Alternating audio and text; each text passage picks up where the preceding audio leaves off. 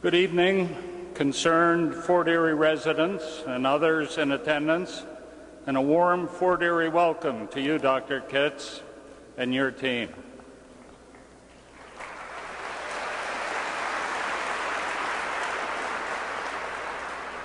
My name is Herb McGirr. I am the Director of Operations at the Fort Erie Racetrack, and I am a volunteer member of the Board of Directors of the Fort Erie Economic Development and Tourism Corporation, and I serve as its treasurer. I am a 35-year resident of the town of Fort Erie. I would like to start my comments this evening with what the Douglas Memorial Hospital has meant to me personally and to our family over the years. And I'm sure a lot of people in the building, while they may have experienced different variations of relationships with the hospital, they too probably have some fond memories.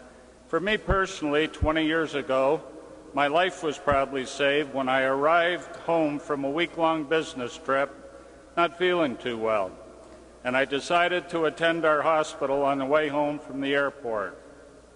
It was discovered that my blood pressure was 230 over 150. I was admitted and not let out of bed for a week. No hospital. I probably would have just gone home, and who knows what the result may have been. 10 years ago, I experienced terrible stomach pain and was admitted to the hospital diagnosed with passing kidney stones. 2 nurses entered the room and said, "We are going to insert the..." Well, many of you know what followed that.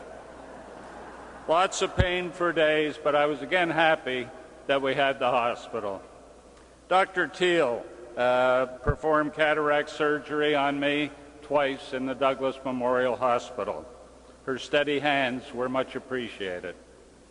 Our family has experienced the joy of a birth of a grandson at the Douglas Memorial Hospital, and our family also endured the sorrow of my mother's passing while on the 2nd floor of the hospital.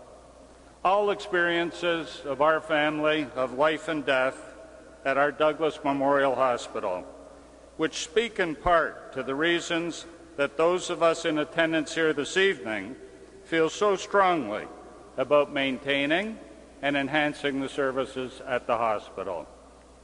I would now like to speak to the economic impact that our hospital has on our community.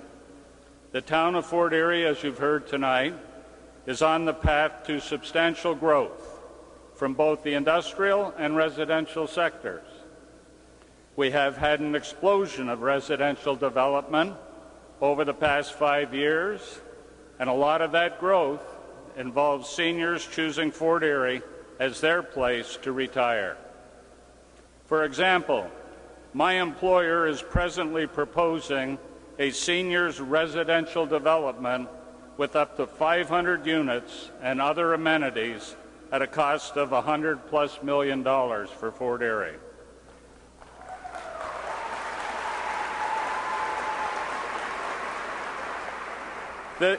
This means thousands of additional seniors will be looking at the availability of emergency medical services.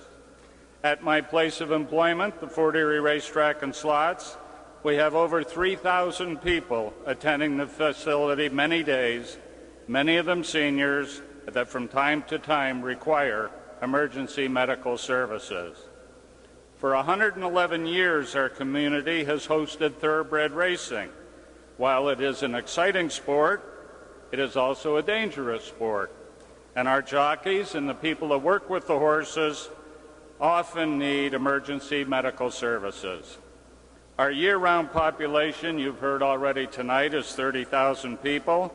However, summer residents, trailer parks, and campgrounds increase that number by at least 10,000, and they too require emergency medical services. I am not a medical professional. However, as a business person, I know that in order to succeed, you must have a good business plan, a plan that from time to time must be revisited and adjustments made in order for it to work. I am sure that as individuals, the folks at the NHS are well-intentioned people. However, in the case of the plan for the Douglas Memorial Hospital, they have it all wrong.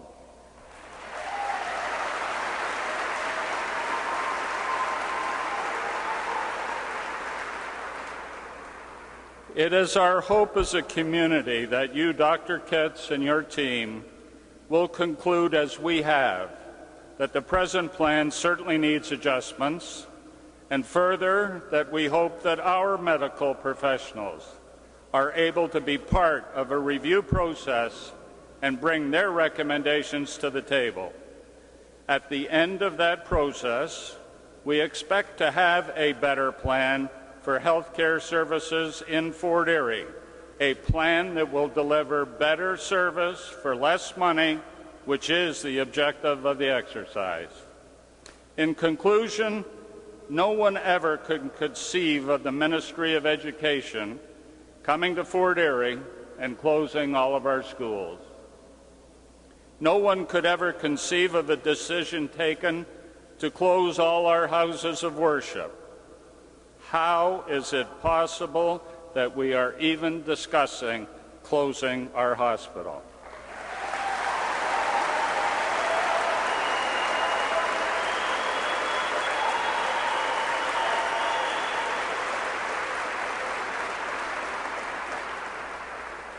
Thank you, Dr. Kitts, for visiting with us this evening.